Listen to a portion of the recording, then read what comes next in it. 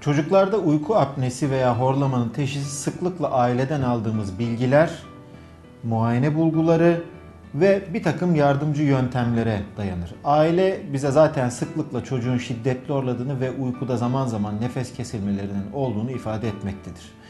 Bunun yanında muayenede büyük geniz etini, büyük bademcikleri görmek, solunum yollarında darlık yaratan diğer problemleri saptamak kolaylıkla mümkündür. Bu çocuklara sıklıkla endoskopla yani bir kamera sistemiyle bakmak kolaylıkla mümkün olmaktadır.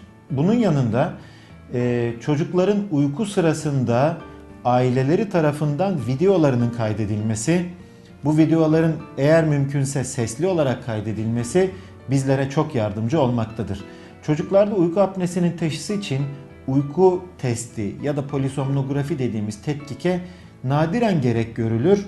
Ancak çok nadir de olsa bazı durumlarda bu çocuklara uyku testi ya da polisomnografi yapılması gerekmektedir. Ama %99'una muayene, ailenin bize anlattıkları ve uyku sırasında çekilmiş bir video kaydıyla teşhis koymak mümkündür.